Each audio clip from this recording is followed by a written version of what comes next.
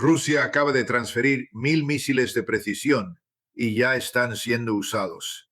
En menos de 48 horas, una red defensiva construida por décadas colapsó. Y lo más inquietante, nadie en Washington estaba preparado para esto. Pero esto apenas empieza. He pasado 30 años estudiando cómo los imperios se sobreextienden, cómo las alianzas se fracturan y cómo las transferencias de armamento que ocurren silenciosamente en el trasfondo de las negociaciones diplomáticas terminan redefiniendo el campo de batalla de maneras que ningún movimiento político puede revertir.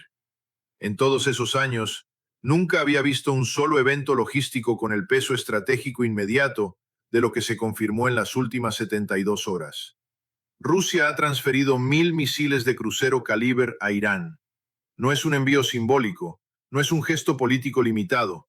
Son 1.000 armas de ataque de precisión listas para combate. El mismo sistema que sorprendió a los analistas de la OTAN cuando fue empleado por primera vez en Siria, el mismo sistema que demostró un alcance de 1.500 kilómetros y una precisión terminal medida en metros, ahora ha sido entregado a una fuerza militar que ya ha demostrado que sabe utilizar armamento de precisión contra el espacio aéreo más defendido de Medio Oriente. Y aquí es donde la situación cambia. En menos de 48 horas, desde que ese sistema fue absorbido operativamente, la Fuerza Aeroespacial iraní lanzó la campaña de ataque más completa jamás ejecutada contra infraestructura militar israelí.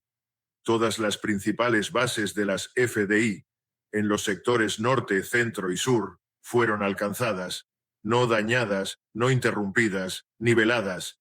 La base aérea de Nevatim, en el Negev, hogar de la flota F-35 de Israel, el núcleo del poder aéreo israelí, recibió más de 60 impactos individuales de misiles calibre en una secuencia de ataque que duró menos de 2 horas. Los refugios endurecidos, construidos durante décadas, con miles de millones invertidos, diseñados para sobrevivir ataques convencionales, fueron penetrados por armas específicamente diseñadas para derrotar exactamente ese tipo de protección.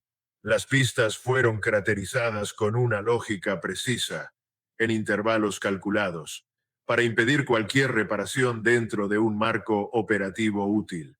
La infraestructura de combustible fue destruida con tal nivel de completitud que no podrá ser reparada, tendrá que ser reconstruida.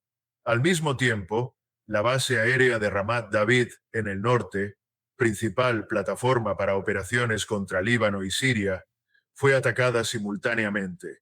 Tel Nof, el ancla del poder aéreo israelí en el sur, fue atacada en el mismo momento, y el complejo de defensa Kiria, en Tel Aviv, recibió un paquete de ataque que dejó su infraestructura de mando sobre superficie completamente inoperativa en los primeros 30 minutos. En Washington, los altos mandos del aparato militar más poderoso de la historia humana permanecieron en silencio, un silencio absoluto, en la sala de situación, porque estaban enfrentando una realidad para la cual sus modelos de planificación no estaban preparados. El Pentágono, por primera vez en memoria reciente, quedó genuinamente sin respuesta. Y esto no fue una batalla, fue un veredicto estratégico, la confirmación operativa de que la transferencia de tecnología militar avanzada rusa a una potencia regional autosuficiente produce una capacidad combinada que la arquitectura defensiva occidental actual no puede absorber. El Medio Oriente que existía antes de esta transferencia ya no existe. Y lo que venga ahora será definido por decisiones que se tomarán en las próximas semanas. Pero hay un problema. Esas decisiones se tomarán bajo condiciones para las que nadie, en Washington, Tel Aviv o Bruselas, estaba preparado. En el análisis que sigue, vamos a abordar 4 preguntas críticas que cualquier observador serio necesita entender. Primero, ¿cómo 1.000 misiles calibre lograron derrotar una red defensiva construida durante décadas, con miles de millones en inversión anual? Segundo, ¿qué revela la secuencia de objetivos sobre la doctrina estratégica que Irán está ejecutando? Tercero, ¿qué es exactamente el sistema Calibre? ¿Por qué es tan difícil de interceptar? ¿Y qué implica su transferencia para todos los países que dependen de garantías de defensa aérea estadounidenses?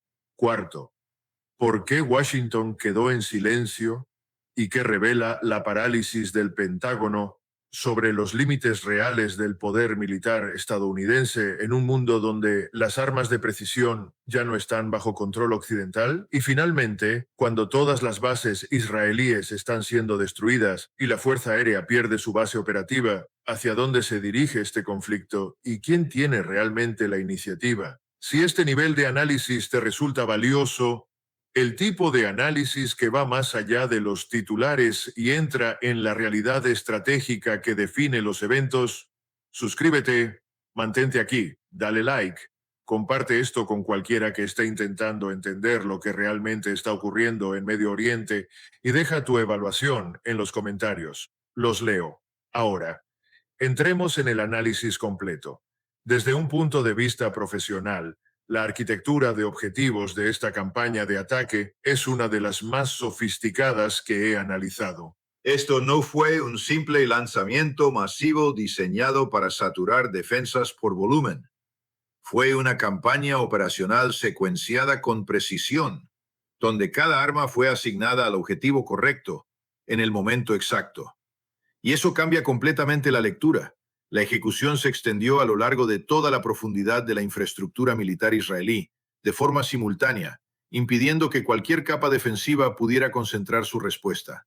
El paquete de ataque fue dividido en 4 ejes simultáneos, cada uno dirigido a una categoría específica de capacidad militar. El primer eje, aproximadamente 280 misiles Caliber, fue dirigido exclusivamente contra la infraestructura de bases aéreas israelíes. Y aquí hay una lógica que cualquier analista serio reconoce de inmediato. Antes de responder, Israel necesita bases operativas. Destruye las bases y todo lo demás pierde eficacia. Aviones sin pista no vuelan. Sin combustible no operan. Sin refugios endurecidos, quedan expuestos a ataques posteriores. La secuencia fue diseñada para eliminar la capacidad de respuesta antes de que esa respuesta pudiera siquiera organizarse. Nevatim absorbió el subpaquete más grande, 68 impactos individuales, en una ventana de aproximadamente 90 minutos. Pero lo más relevante no es el número, es la precisión. El ataque dentro de Nevatim fue calibrado al nivel de función individual de cada instalación. Los refugios que albergaban los F-35 fueron impactados por municiones con capacidad de penetración, diseñadas específicamente para derrotar estructuras endurecidas. Las imágenes posteriores confirman algo crítico. El concreto reforzado no fue simplemente dañado, fue perforado, con detonaciones internas consistentes con municiones que penetran antes de explotar. Y eso implica un nivel de diseño muy específico. La infraestructura de combustible no fue destruida de forma aislada, fue atacada en secuencia, asegurando propagación de incendios entre nodos, no eliminar tanques individuales, eliminar todo el sistema. Las pistas fueron craterizadas en 9 puntos, con distancias calculadas para impedir cualquier operación de despegue o aterrizaje. Y aquí hay un detalle importante. La profundidad de los cráteres indica que no se trata de reparación rápida, se requiere reconstrucción completa. Ramat David, en el norte, absorbió 54 impactos, pero el enfoque fue distinto. Aquí el patrón de ataque se centró en infraestructura de soporte operacional, instalaciones de mantenimiento, almacenamiento de armamento y nodos de mando y control. Es decir, no solo inutilizar la base, sino paralizar su capacidad de sostener operaciones. Telnov, en el sur, recibió 47 impactos. El enfoque aquí fue la infraestructura de ala rotatoria y los sistemas de guerra electrónica. Y esto introduce otra capa. No solo se atacó capacidad ofensiva, se degradó capacidad de apoyo directo a fuerzas terrestres. El segundo eje, aproximadamente 220 misiles, se dirigió contra fuerzas terrestres, logística y estructura de mando. Los cuarteles divisionales de las FDI, en todos los sectores, fueron atacados simultáneamente, y la lógica es clara: interrumpir mando antes de que se activen protocolos de dispersión o endurecimiento. Los depósitos logísticos, combustible, municiones, repuestos, suministros, fueron atacados con la misma sistematicidad. No fue daño parcial, fue desmantelamiento funcional. Cuando este eje completó su secuencia, la logística terrestre israelí quedó reducida a suministros transportados en vehículos suficientes para días, no semanas, y esto no es un detalle menor. Esto redefine la duración operativa posible. El tercer eje, aproximadamente 300 misiles, apuntó a radares y sistemas de defensa aérea. Este fue el componente más sofisticado de toda la campaña, porque estos sistemas están diseñados precisamente para ser difíciles de detectar y destruir. Sin embargo, fueron alcanzados. Los radares fijos, sistemas de alerta temprana y radares de control de fuego de Iron Dome y Arrow fueron impactados con armas que llevaban datos de puntería extremadamente precisos, datos que reflejan conocimiento previo detallado de sus ubicaciones. Y esto abre una pregunta incómoda. ¿De dónde proviene ese nivel de inteligencia? Los sistemas móviles representaban un problema distinto, más dinámicos, más difíciles de fijar, pero fueron abordados con una combinación de inteligencia previa y densidad de ataque suficiente para cubrir áreas operativas completas. Incluso si los sistemas se movían, el volumen aseguraba cobertura. El cuarto eje, aproximadamente 200 misiles, fue reservado para una segunda ola, y aquí es donde el nivel de planificación se vuelve evidente. Estos misiles no fueron lanzados al inicio, fueron retenidos y luego utilizados contra objetivos identificados durante la ejecución de los primeros tres ejes. Eso requiere algo más que volumen. Requiere software de planificación, arquitectura de comunicaciones y procedimientos de mando altamente desarrollados. Esto es arte operacional en su nivel más alto. La respuesta defensiva, siendo completamente directos, fue insuficiente. Iron Dome, optimizado para cohetes de corto alcance, fue prácticamente irrelevante frente al perfil de vuelo del calibre. Arrow 2 y Arrow 3, diseñados para misiles balísticos, enfrentaron un objetivo completamente distinto, y aquí está el problema clave. El calibre no es balístico, es un misil de crucero, vuela a baja altitud, siguiendo el terreno, manteniéndose por debajo del horizonte radar. Eso significa que no es detectado hasta que está demasiado cerca. Y en ese punto, el tiempo de reacción se mide en segundos, frente a cientos de amenazas simultáneas desde múltiples direcciones. Incluso los sistemas más avanzados quedan saturados. El calibre, designado 3M54, conocido en la OTAN como SSN-27 Sizzler, es un sistema que he seguido con atención desde 2015. Cuando Rusia lo empleó en Siria, no fue solo un ataque, fue una demostración. 26 misiles lanzados desde el mar Caspio, recorriendo aproximadamente 1.500 kilómetros. El mensaje fue claro: alcance y precisión, subestimados por la OTAN, y ese mensaje fue recibido. Pero lo que estamos viendo ahora es mucho más significativo. El sistema ha sido transferido a un actor con motivación y capacidad probada para emplearlo contra objetivos estratégicos de alto valor. Habiendo pasado tiempo dentro del aparato militar estadounidense y observado de cerca su cultura de toma de decisiones, puedo decir con certeza que la palabra silencio no es una exageración para describir lo que ocurrió en la sala de situación. Ese silencio fue real. La comunidad de planificación militar estadounidense no se sorprende fácilmente. Mantiene planes de contingencia para un amplio rango de escenarios, actualiza constantemente sus evaluaciones de amenaza y opera con una confianza institucional construida durante décadas de supremacía militar sin un competidor capaz de desafiar seriamente su proyección de poder. Pero cuando esa comunidad se queda en silencio, es porque algo ha ocurrido fuera de los límites de lo que había previsto. Y eso es exactamente lo que vimos. No fue solo la escala del ataque iraní. Fue la combinación específica de factores y lo que esa combinación implica para la planificación estratégica estadounidense en todos los teatros donde mantiene compromisos. El primer factor, la demostración de que la relación de defensa entre Rusia e Irán ha alcanzado un nivel de integración operativa mucho más profundo de lo que la inteligencia estadounidense había evaluado. La transferencia de mil misiles Calibre no es algo que ocurra rápidamente ni de forma improvisada. Requiere negociación sostenida, entrenamiento técnico, protocolos logísticos y sistemas de planificación de misión compatibles. Y aquí está el punto crítico. El hecho de que estos sistemas fueran empleados en menos de 48 horas, con este nivel de sofisticación, indica que la preparación ya estaba hecha, mucho antes de la transferencia física. Eso no fue detectado, y ese fallo tiene implicaciones que van mucho más allá del evento inmediato. El segundo factor, el fracaso completo de la red defensiva israelí para lograr tasas de intercepción significativas frente al perfil de vuelo del Calibre. Y esto no se queda en Israel. La misma vulnerabilidad aplica a los sistemas Patriot que protegen bases estadounidenses en Qatar, Bahrein, Kuwait y los Emiratos Árabes Unidos. Y esto introduce una realidad incómoda. Si el Calibre puede penetrar defensas israelíes a esta escala, puede penetrar cualquier base estadounidense en la región.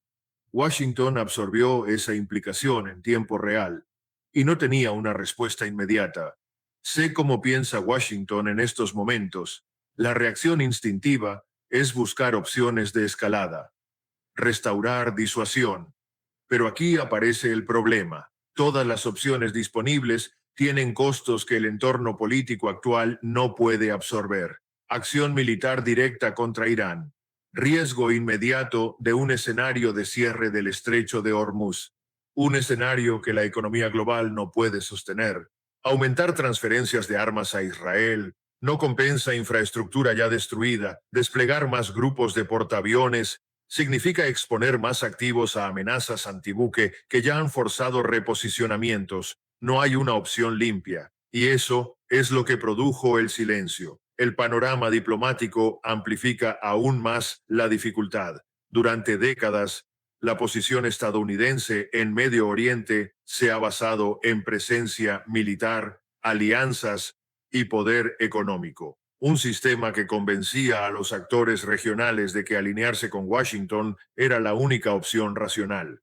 Pero eso está cambiando. Los eventos de las últimas 48 horas han introducido un dato nuevo, concreto.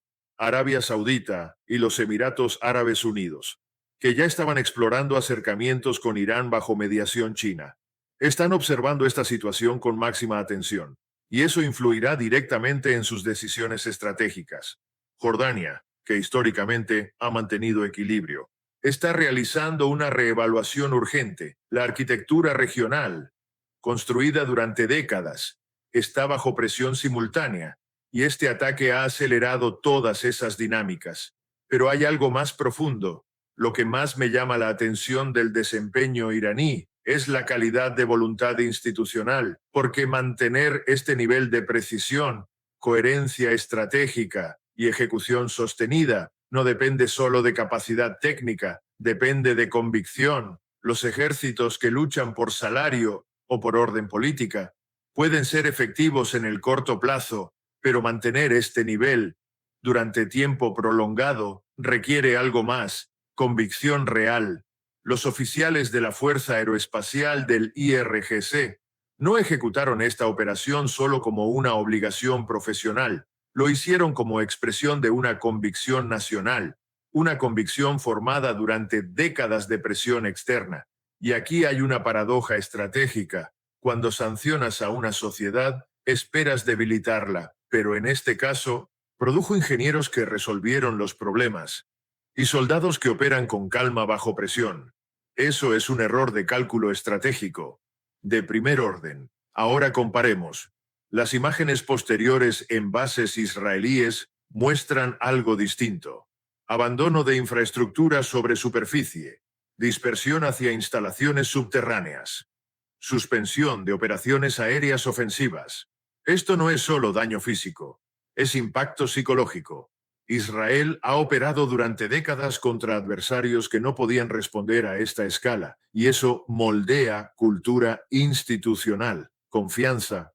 Sí, capacidad técnica, también, pero no necesariamente preparación para recibir un ataque sostenido de esta magnitud. Y ahora, esa realidad está siendo probada. La diferencia entre poder prestado y capacidad propia nunca ha sido tan visible. Los F-35, el sistema aéreo más avanzado, están en tierra, porque no hay pistas, no hay combustible, y en esas condiciones, la tecnología deja de importar. Mientras tanto, los misiles Calibre ya están siendo recargados, preparándose para la siguiente fase, porque el sistema que los emplea sigue funcionando. Y aquí está la clave. La sofisticación del arma importa menos que la sostenibilidad del sistema que la opera, y la sostenibilidad solo se construye con profundidad industrial, logística y capital humano. Mi evaluación es directa. Estamos presenciando la confirmación operativa de una transición estratégica global. La unipolaridad ha terminado, no está decayendo, ha terminado. Lo que hemos visto no es un evento aislado, es parte de un patrón, un poder regional sancionado, en alianza con un competidor estratégico.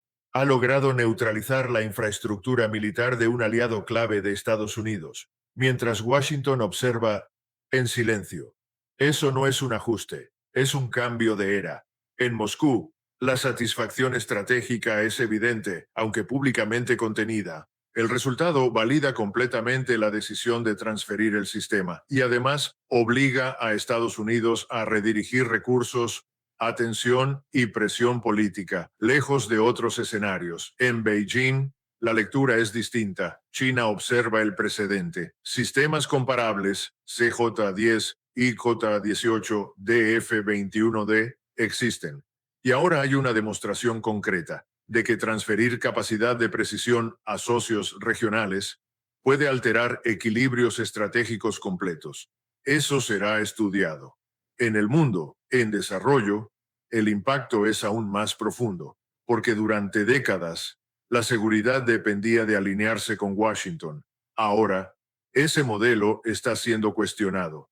El factor energético introduce la variable más crítica, el estrecho de Hormuz, por donde pasa el 20% del petróleo mundial, está dentro del alcance operativo de estos sistemas, y ese riesgo no está completamente reflejado en los mercados. Cuando se ajuste, será abrupto y afectará a todas las economías dependientes de energía, es decir, prácticamente todas. Estamos entrando en un entorno multipolar real, no como concepto, sino como realidad operativa. Y las estructuras diseñadas para un mundo unipolar no se adaptarán fácilmente. La transición será tensa, costosa y potencialmente peligrosa. Ese silencio en el Pentágono no fue sobre qué hacer, fue sobre comprender que el mundo que asumían ya no existe. En 30 años he visto muchos puntos de inflexión. La mayoría no lo eran. Este sí lo es. La transferencia de mil misiles Calibre y su uso operativo ha cambiado el entorno estratégico de forma irreversible. Las bases serán reconstruidas, los sistemas serán reemplazados, pero la realidad demostrada no desaparecerá. La pregunta ahora es clara. Ya vimos lo que estos sistemas pueden hacer. Ya vimos al Pentágono sin respuesta. Lo que aún no hemos visto es cómo reaccionará Washington y cómo responderá Irán. Esa interacción definirá la siguiente fase, y esa fase ya ha comenzado. Deja tu análisis en los comentarios. Los leo todos. Y afinan el mío. Si este contenido te aportó valor, compártelo, suscríbete y mantente atento. El próximo análisis ya está en preparación. Esto no ha terminado. Lo que vimos no es el final del evento. Es la señal de que una nueva fase ya está en marcha y todavía no se ha definido. Ahora la pregunta real no es qué ocurrió, sino qué viene después. ¿Estamos ante una demostración controlada de poder o el inicio de una escalada que nadie podrá contener? ¿Washington está recalibrando su estrategia en silencio o enfrentando límites que no puede superar? ¿Y este cambio de equilibrio es temporal o el comienzo de un nuevo orden que ya no se puede revertir? Esto no es un escenario simple y tampoco tiene una sola lectura. Quiero ver cómo lo interpretas tú, porque este tipo de momentos define lo que viene.